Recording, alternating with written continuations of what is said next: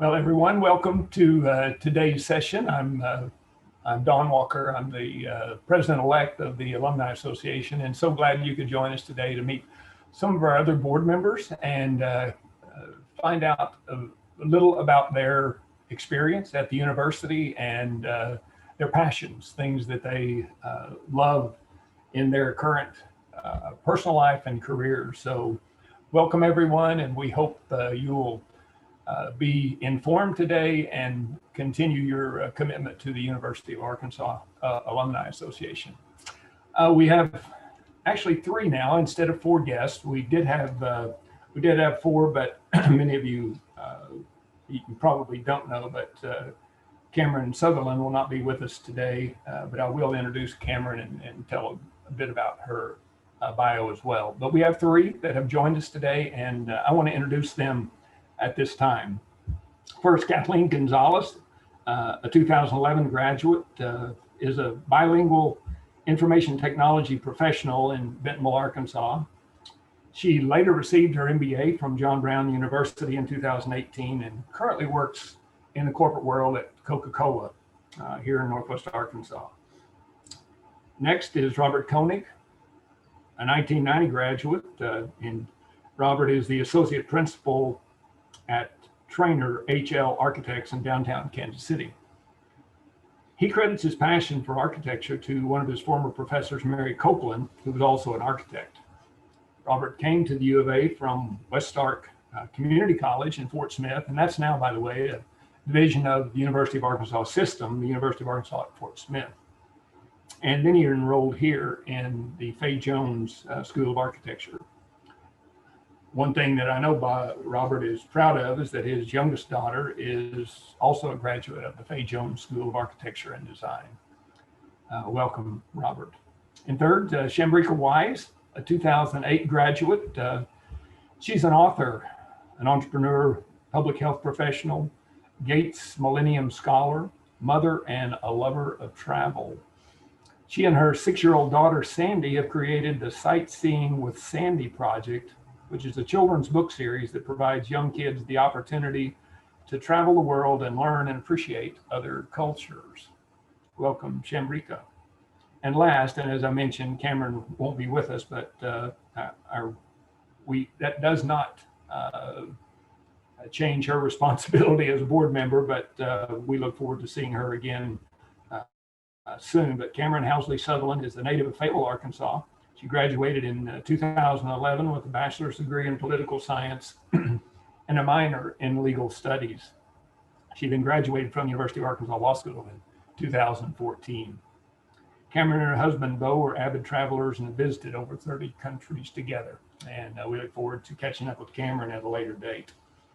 So our plan today is to meet these three individuals. They're all essential, and we all appreciate them as board members. But we want to find out and share with you more about their lives, their activities, and their professions.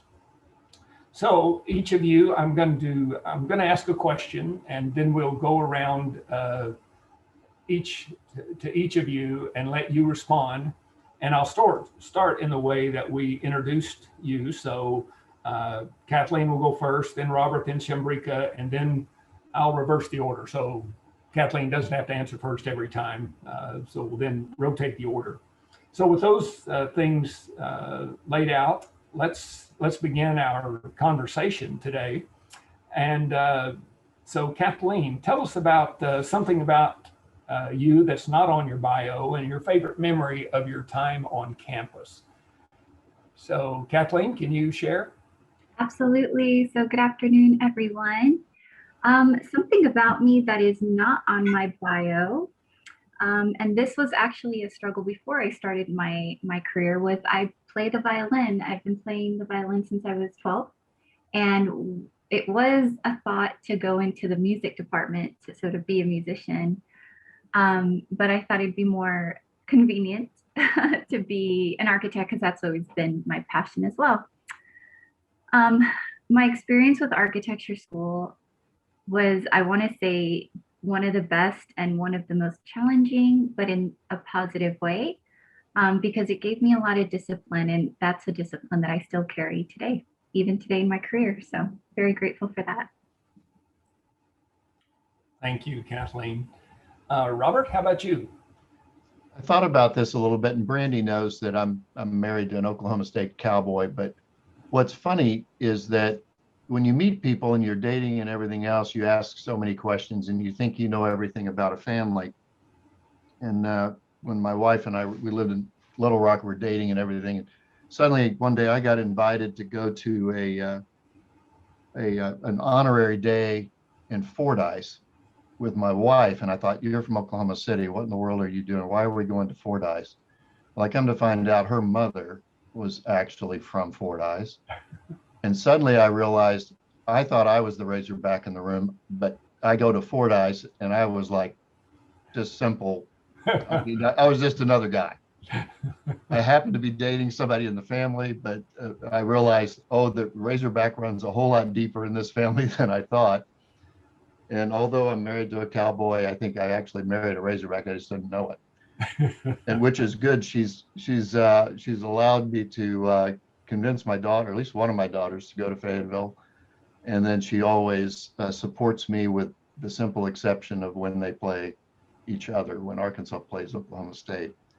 That I don't ever know how to really write that on a bio, but my support comes from a lot of different sources in my household. And that's certainly one I'm pretty proud of, that she does that on a regular basis for me. Do you have a favorite memory that you wanted to touch on as well? The house is gone, or the duplex is gone, but one of the years I lived across from Pomfret, there's a duplex there where the roundabout is now. And I got into the landlord about this, but I did it anyway. I sold the front yard and the side yards and everything else game day for parking.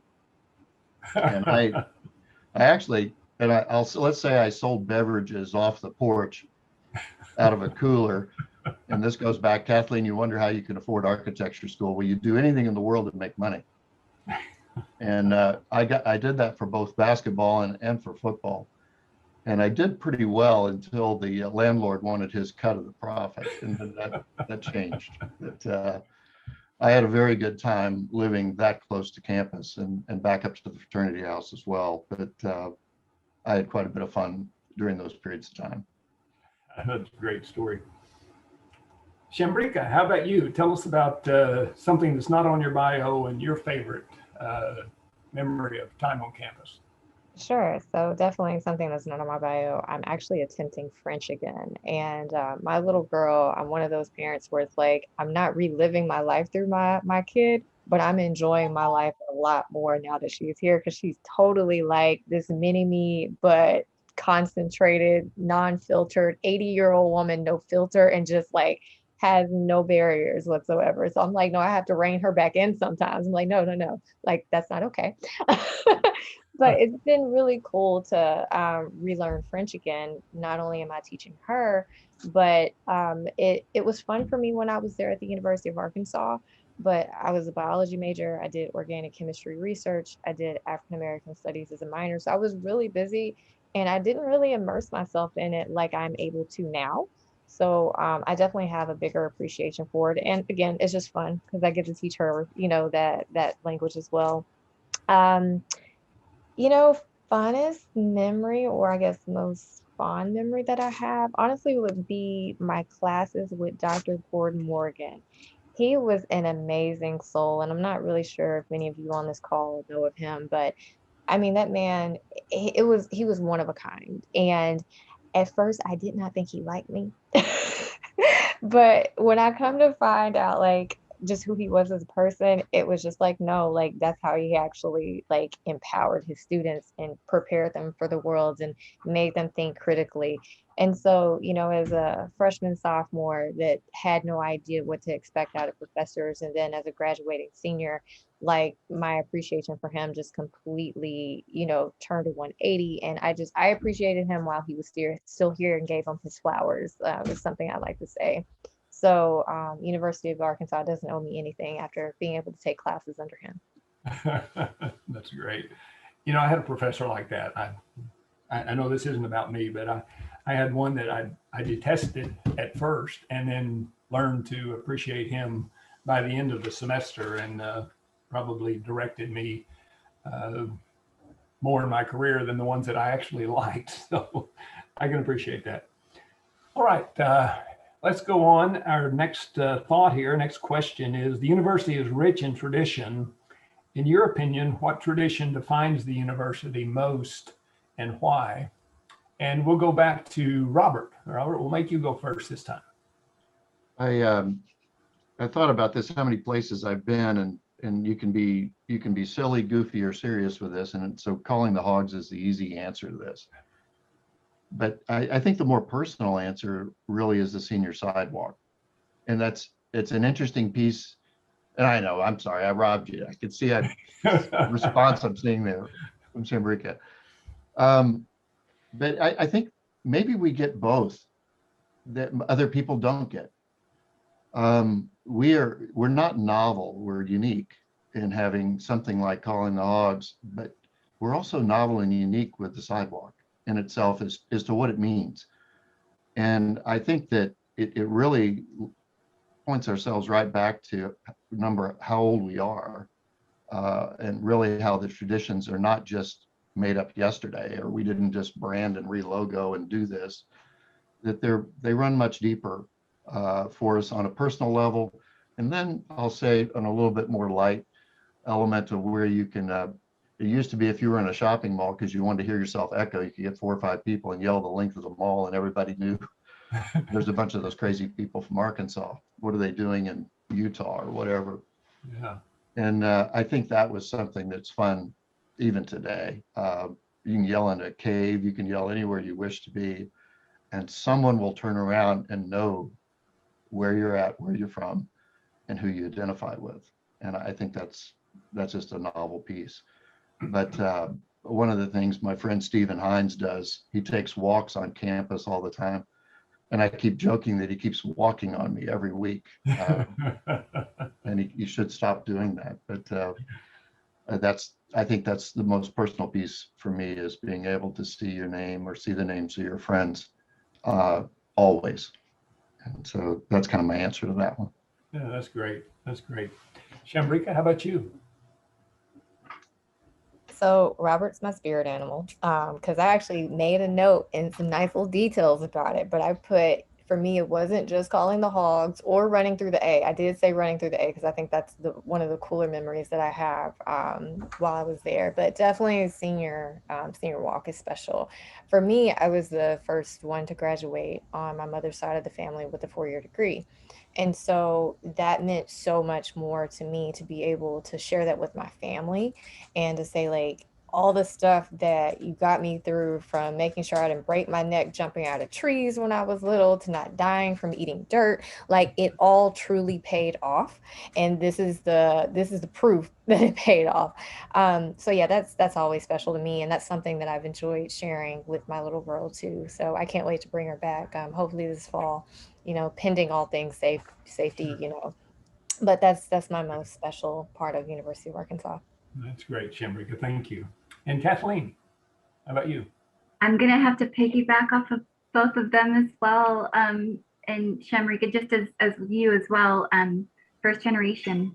And for me, it was just, not only was I able to invite my family to my graduation, but yes, like just the senior walk and having my son and I look for it, years later, because it took me a couple of years to go find myself, but I'm right in front of the Greek theater, the outside Greek theater. So, and what I find really interesting is, and Robert, you spoke to this, the tradition. So if you go down to the very beginning of when they start doing it, it's very few names, and the names are all very like Johnson and Adams. And then as the years go on, you start to see like Jewish last names and more African-American last names, and then eventually like Spanish last names. And I'm like, wow, you could see the evolution of the students as the years go on. And to have my name a part of that tradition is just, it's such an honor. So I think it's so cool she knows where her name is, because a lot of people don't. Mine is right outside of science and engineering, which is ironic because that's where I spent most of my time in classes. So I was like, this is perfect. So if Brock has his background on, He doesn't. Brock is actually sitting on top of me. I'm underneath the South Tower. You look straight up back to the northwest and you see the South Tower. So everyone seems to have that picture, and I'm always going, they're always standing on me. That's it, doing that again. And it was covered with gravel for like 5 years. I just kept expecting it not to come back while construction was going on. I think that's the most depressing thing. You take your whole family down there, and all of a sudden there's this monster construction project and your sidewalk's covered for like acres. And you're going, it's really there. I really graduated. It really happened. And so that's the fun of it too. All right. Well, thank you all. Let's go on to our next question. What are you passionate about outside or inside the university, and how does that carry over to your work on the board? And I know it's a pretty broad subject, but let's see if you have answers and see what you can share with us. And let's see. I think Shambrekia, I think you're first on this question. I'll take it. Being as equitable as possible. The first thing that I will say really changed the trajectory of my life was people that didn't know me who believed in my potential. And that's really a big ask these days, is for you to believe in someone's potential to be successful and potential to be a good steward of whatever it is that aligns with your mission and your values. But that's exactly what the United Negro College Fund and the Bill and Melinda Gates Scholarship Foundation did for me. They believed in my potential to do well and to spread their mission of academic success and trying to recruit more students to be scholars and go on to do these amazing things. And so I say trying my best to see, not necessarily being naive to maybe what's there, present day, full form, but being able to see something that may look a little different from my walk, but still seeing that there is promise, there is potential. How can I be an asset and a value to somebody? I think if we spend more time trying to see how we can put good out there, as opposed to dissecting the small negativity or the small bad, I think we'd be in a much better place. And I think we'd be a lot farther as a society. So that's what I do in my walk for my book series. That's what I do for my job, 9 to 5. And that's what I hope to bring to the board as well. So it's been an honor thus far to be, active in the ways that I have been. And I just look for other opportunities to do the same. Wow. Well, we appreciate your engagement, and those are great thoughts. Shambrekia, thank you. Let's go on to Kathleen. You want to share your thoughts? Yes, I actually was just invited to have lunch on campus with a member of the School of Architecture, and it was the first time that I had seen Marlon Blackwell's addition to the architecture school, and there was just such a sense of pride, even though it didn't look like that when I went there. I couldn't believe that I was standing in the same space that I did, where I created, where I drew and I just created, and I spent many overnights there. And I used to say, this is where I live, because I felt like I lived there. So when I take my son, I'm like, this is where I used to live.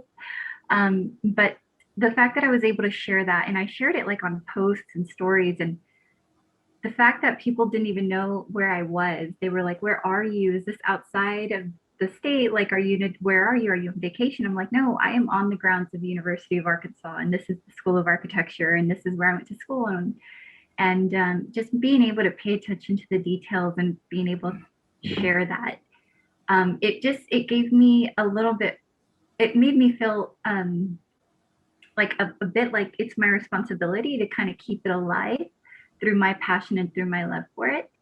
So that's, I think, what I feel like I can contribute out as a board member.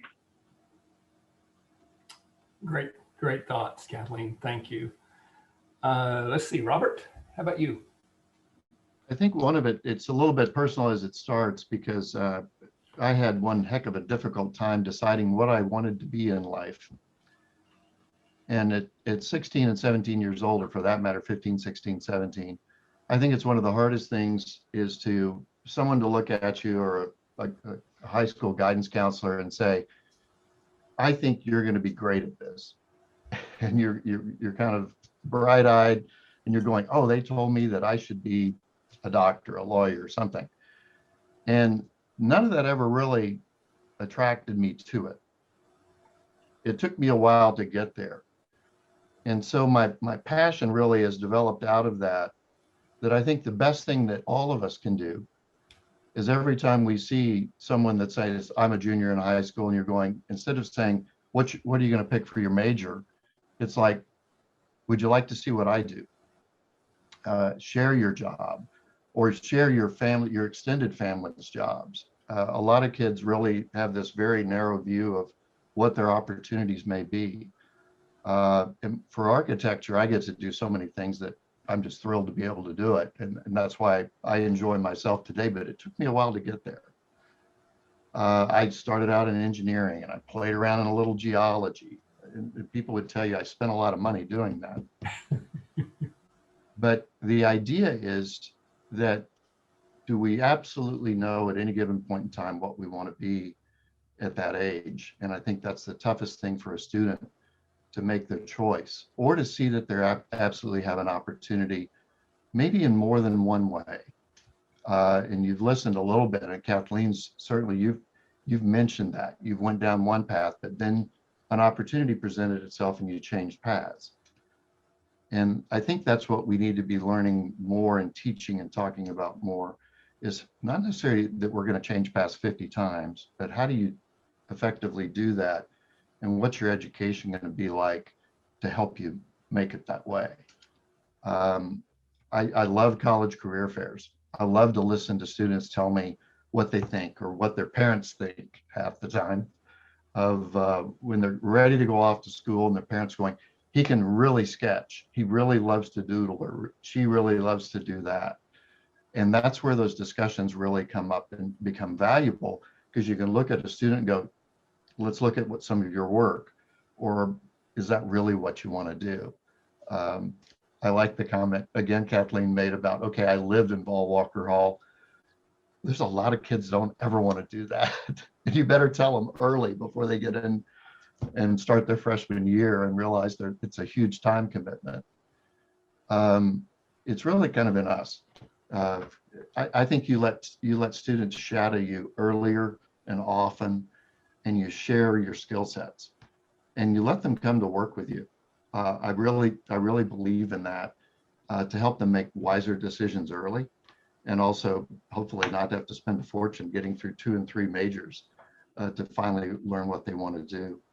And I think it's a passion of, kind of, if you want to call it volunteering, to help others find their way. And I think I have so much fun doing it. I love talking about the university, but I love listening to what other people have learned so far about themselves and how they want to apply it.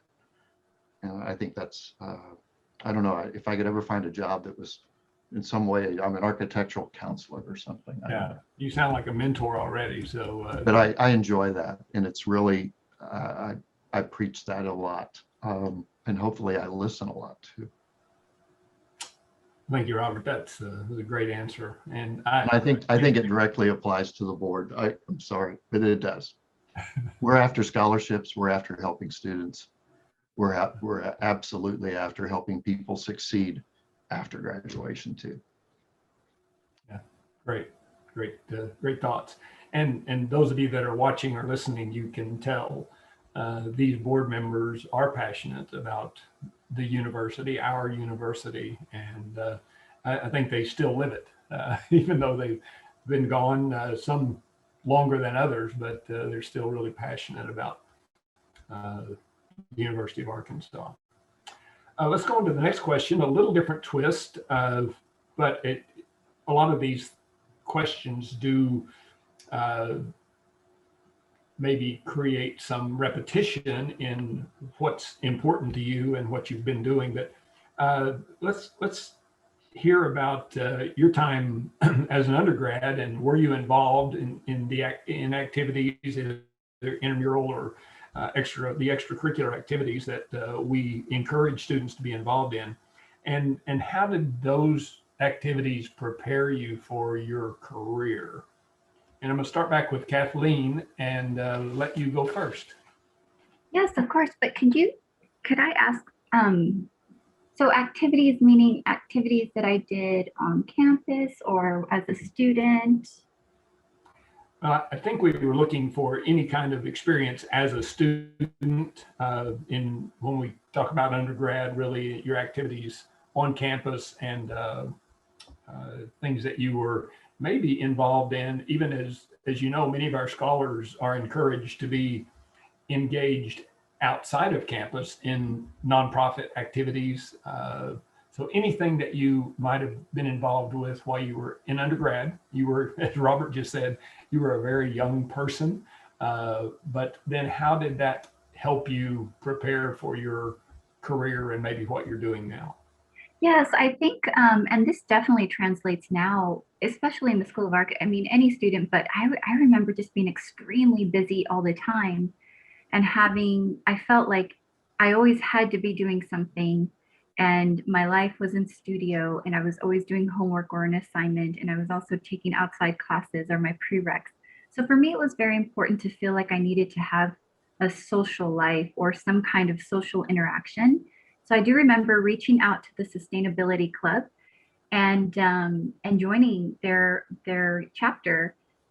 And it was a member of there was a member of the landscape architecture student. He was actually the president, student body president for the Sustainability Club. So I was actually there with a fellow architect as well.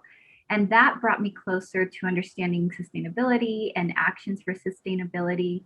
And, you know, we did projects on recycling, and we collected bottles, and we just kind of pushed the whole like sustainability and save the planet. Today I work for Coca-Cola, and there's a huge push for sustainability, and every bottle counts and cleaning up the environment. So now it translates very loudly, especially working for a bottling company, and that bottling company having huge innovations towards sustainability and saving the planet, and how do we pick up waste and recycling and all that. So yeah, I'm actually, I'll never regret doing that as a student, but I definitely can speak to it now, even in my career. Great point. Whoever thought that sustainability would be like the number one topic in the corporate world today?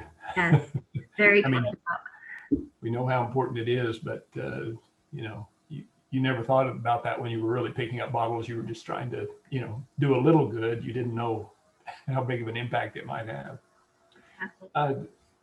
Robert, how about you?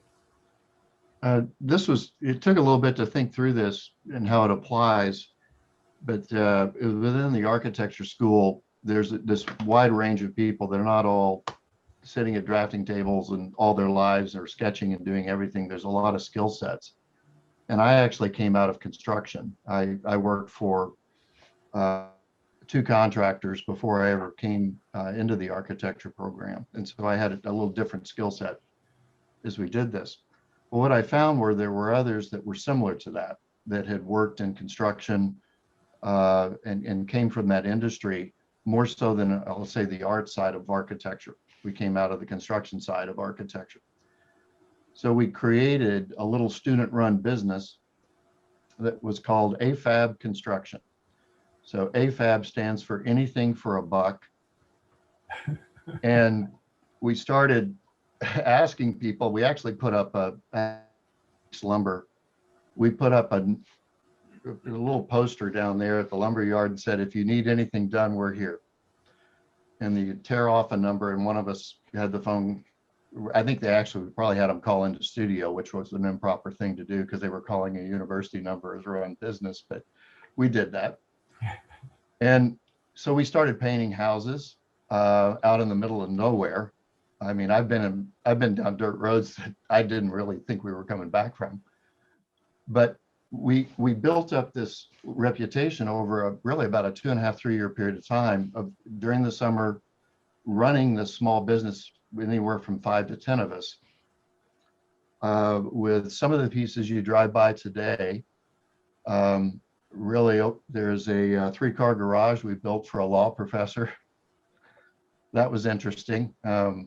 We actually severed a Cox cable line and shut down everybody's cable to that side of Fayetteville.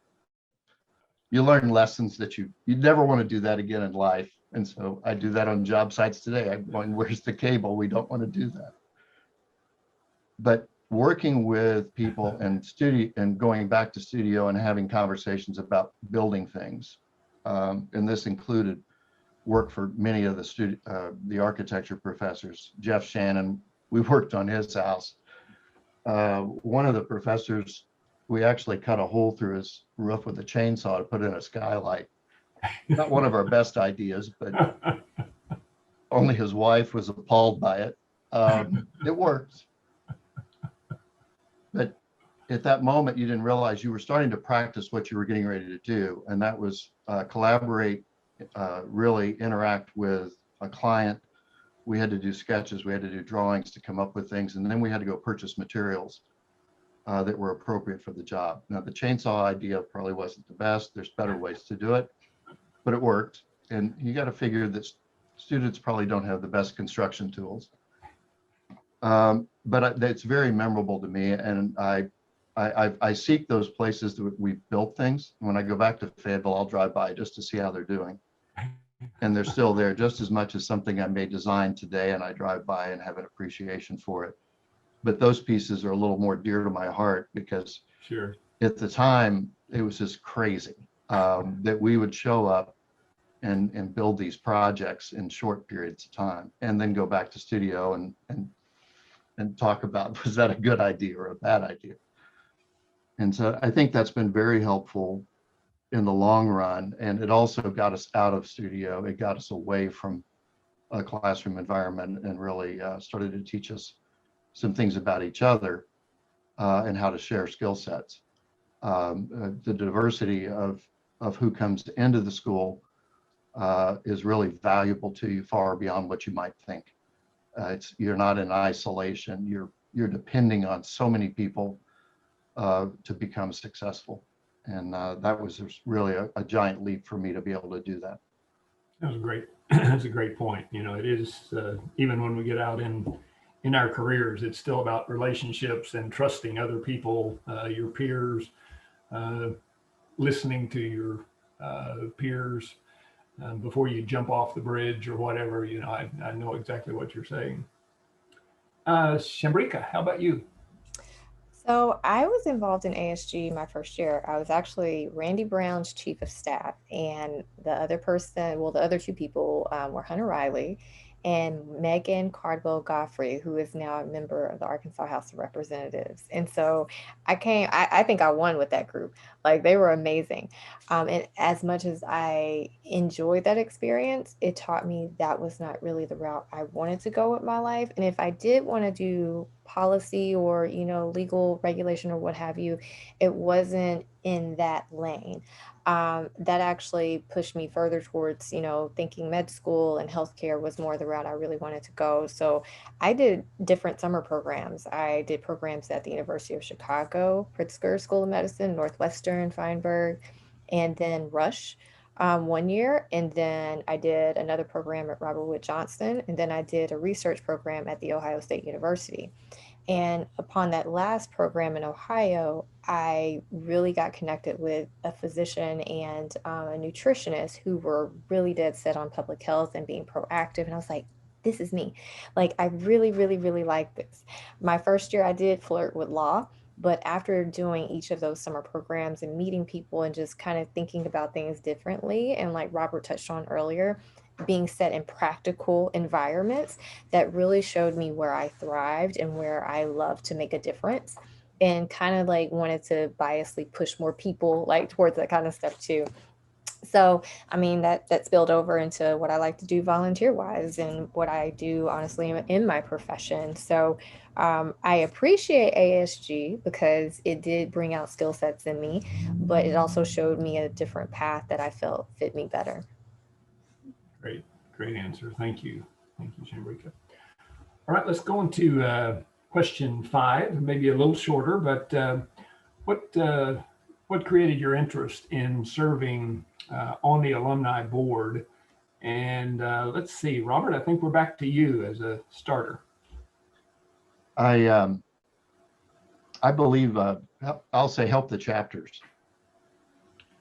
I think the first time that I made reconnecting with the university, there's a representative of the Arkansas Alumni Association that actually came up to Kansas City, and we had a dinner that was basically a mini send-off for some freshmen.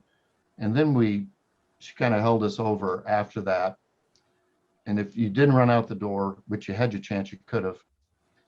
At the end of the night, it was like, okay, you're the new president, you're the vice president, you're the treasurer, you're the secretary. It's kind of that moment.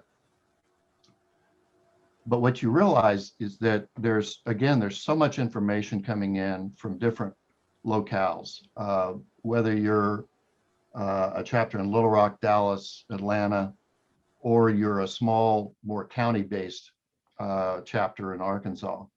There's all of this information that suddenly just spins, and everyone's trying to get it to help them. And one of the prime missions, I think, and Brock is certainly doing this today, is trying to help everybody be in a cohesive unit. I think what I found was sitting in the individual chapter meetings here in Kansas City, there were so many opinions about what we could do, how we could do it.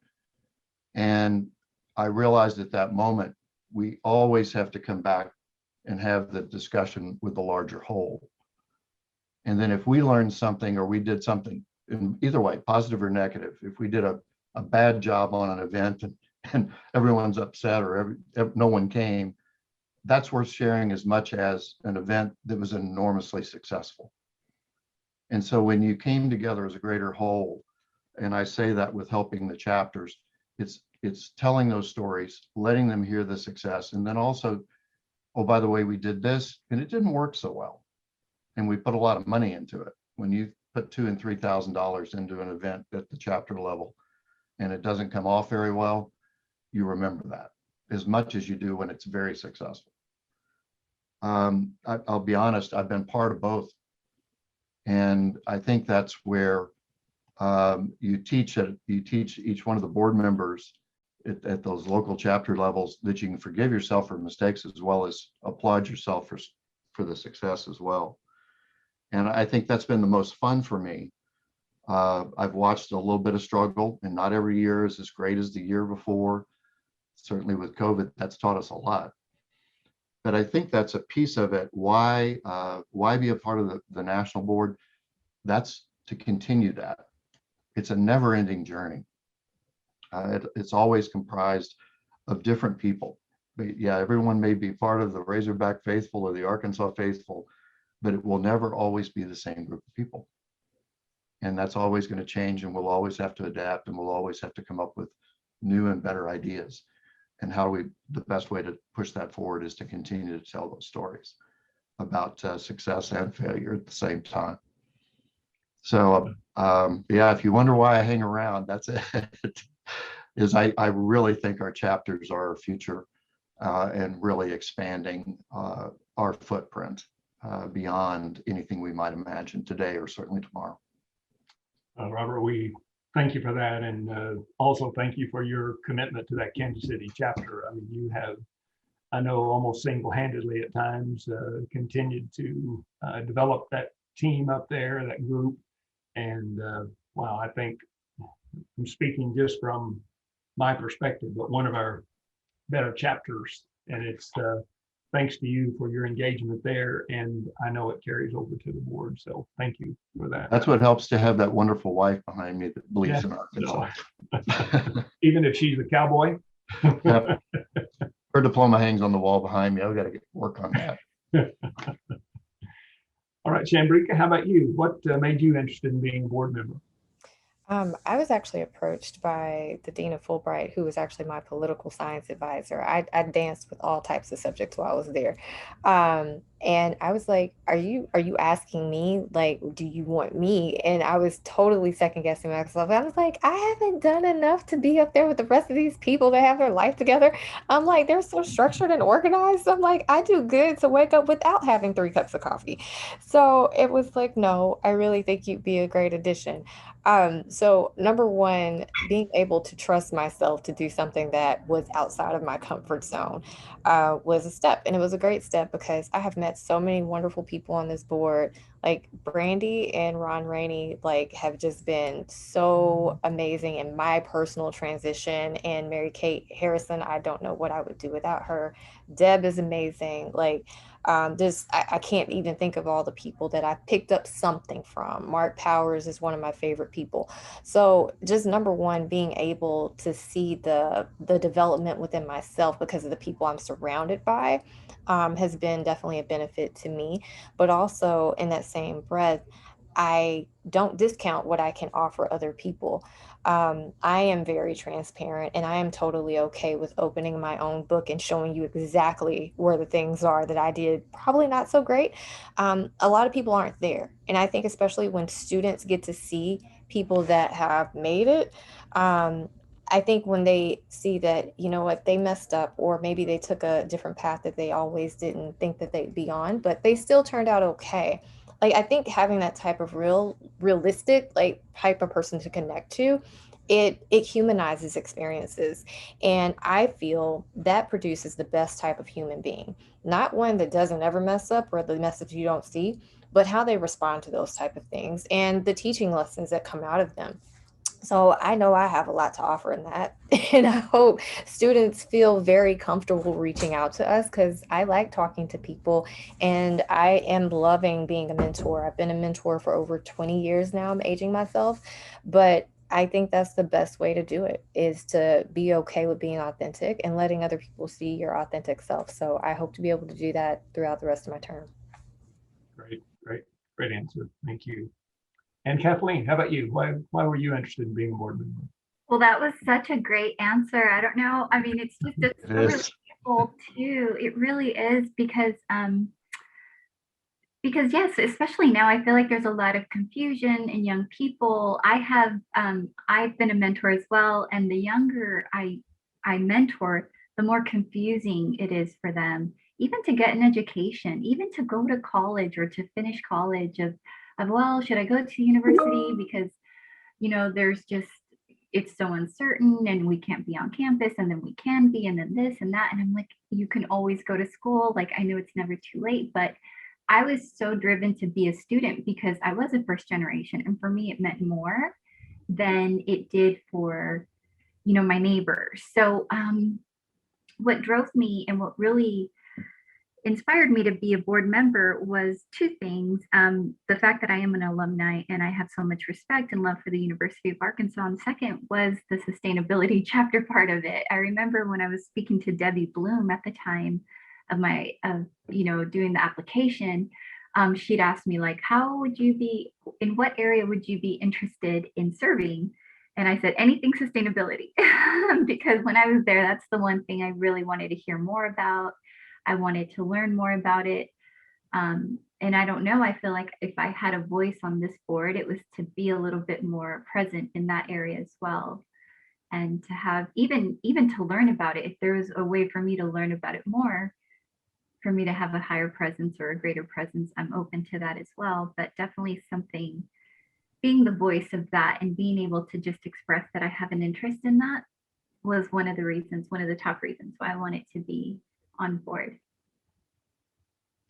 Well, thank you, Kathleen. I think that's something we all need to strive for, is to bring, our passion and our expertise to a board. That's what boards are for. Both give direction, but also bring your expertise in, as a resource. So look forward to hearing more from you on that. I think time does allow, since there were only three of us, we still have about 10 minutes. Let's ask this final question, which is, what is one piece of advice you would give either to, and you can pick one. Would you give it to an incoming freshman, or would you give it to a graduating senior, or do you have something that you would give to other alums about the university and about your experience, about your what you have learned since graduation? What would you ask or encourage or advise one of these individuals, freshman, graduating senior, or other alums. And Shambrekia, we go back to you as it started. Okay. Don't ever compare yourself to another person because no one knows your walk. Like, I I say this with the most humble heart. I didn't care enough to do that. I was just trying to get through my classes. But I see how a lot of kids in this generation are like, glued to social media and they're stacking themselves up against situations that honestly are not fair to them. And that creates more stress. And it makes them unfulfilled at the end of the day because they were honestly living for somebody else's aspirations and their goals. And I'm just like, but what did you do for yourself? So, even with my kid, I check in with her. She's all of 7 now. And I make sure that she is doing something every single day that, gives her fulfillment and makes her feel like she achieved something because that's what's most important. So I would tell them, don't ever compare yourself to anybody. Extend grace to yourself and extend grace to others as well. And I think this pandemic has taught us that we are in control of very little. And if we take the time to just take a breather and remember to control the things that we can, and most importantly, how we react to those things, I think we would have a better grasp on our day and our overall outcome. And I think we'd probably be a lot less stressed about certain situations too. So that's what my 30s taught me. My 20s, we were still learning. I think we may add philosopher to your title, your expertise. That was great, a great answer. Thank you. Let's see, then we get back to Kathleen. How about you? I think I would definitely want to give advice to a freshman. And the thing I would tell freshman students is these are going to be the best years of your life. Because I didn't realize how good they were for me, and as challenging and confusion. And it's kind of like, yes, you're figuring out your 20s and, me being my early 20s and just trying to figure it out. I knew what I wanted. I knew I wanted to be an architect. I always knew that. But even so, I didn't realize how great it would be to be a student, how great it would feel to walk across campus to get that cup of coffee at 9 o'clock at night so you can go back to school or, go back to doing your projects. I didn't realize how amazing it would feel to get a grade or get critiqued on the little things. To be able to even walk back, I don't know, it just everything, like the walks, the learning, the constructive criticism. I mean, just all of it. It was so constructive for me. I enjoyed every minute of it. And it wasn't until I left and started my real grown-up job that I was like, man, those were such good years of like being on campus and being around people who really care about your future. And I mean, I would just say that these are going to be the greatest years of your life. So enjoy it. I love it. Great, great piece of advice. I think you're absolutely right.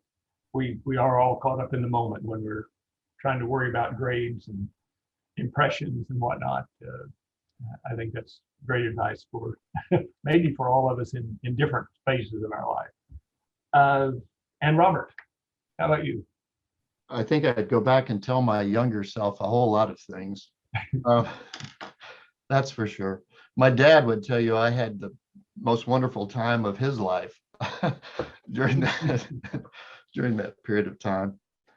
I think really, if I had to pick something as I look at this today, there's a moment, and I don't know if you've had this where you'll be somewhere, and certainly I can do it in Kansas City, but let's say you're on vacation somewhere else in the country and you'll look down and you'll see just a little glimpse of Arkansas, whether it's a car dealer name on the back of a car, or maybe it's an Arkansas tag, or maybe it's a Razorback logo or something there that it just brings your memory just enough. And you're going, I wonder where that person is. Why are they here? Are they in business here? Are they just on vacation here? What are they doing? And as I meet alumni, and I get a wonderful chance to do that in this environment, those stories really become true to me. I get to say, oh, that was your car in the parking lot. Let's talk more. What are you doing? And that goes back to a little bit of just what the value was of the education we all received was far beyond, and there was a comment made earlier, I'll never pay back what was given me. And at that moment, you realize that other alumni, I truly believe many do, if not all, that they'll never be able to pay back what they've received from the university. And I think getting to talk about that just a little bit enriches one's life. You get to share. Sometimes it's a moment of forgiveness. I finally got over that I didn't get that done, or I didn't make that grade. But then you'll meet somebody else that's very similar to you, but they may have graduated from the business college, or they may have graduated out of engineering, or sometimes they didn't get to finish. And I've met those too. And that's where being an Arkansan comes back to them sometimes more than actually being the Razorback in the room. And I think that's where our touch with alumni, we can work on that in the future, is by establishing paths of reconnection, establishing paths of improved connection, or where there's been maybe an opportunity to finish. Maybe there's an opportunity to go yet once again, another round of more of how much more can you possibly be a part of this university? I think there's always more. And I think that's with our alumni, is giving them the opportunity to do those things in their own way, but sometimes maybe we help them just a little bit along that to find that path back and reconnect. But yeah, I'm not stalking people nationwide just to find Razorback alumni, but it's fun. It's fun when you're standing in the least probable place and somebody suddenly comes up and looks and goes, aren't you that guy? And what's funny, after being here in Kansas City long enough and doing career fairs, I get students that come back that met me at a high school career fair, went to Arkansas, came back, and have worked 5 or 10 years here now. And that's strange when somebody walks up and go, oh, I met you when I was a senior in high school.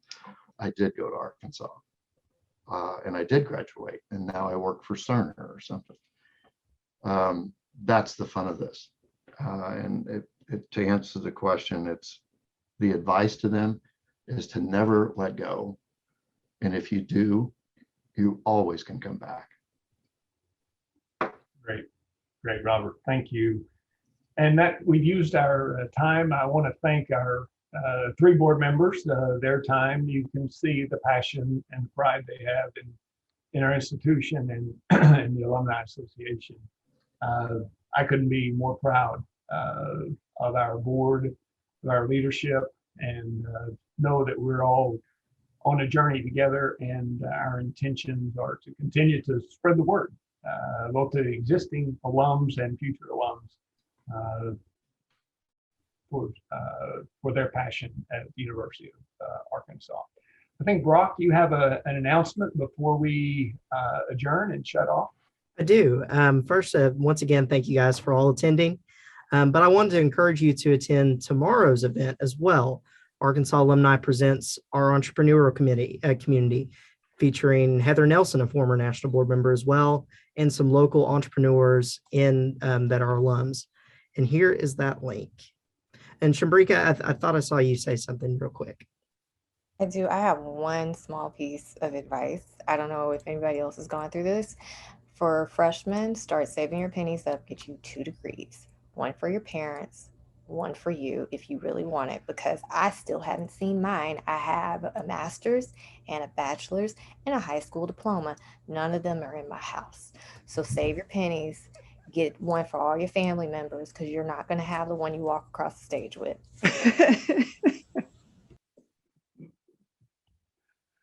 Great. Any other final words or comments from anyone online?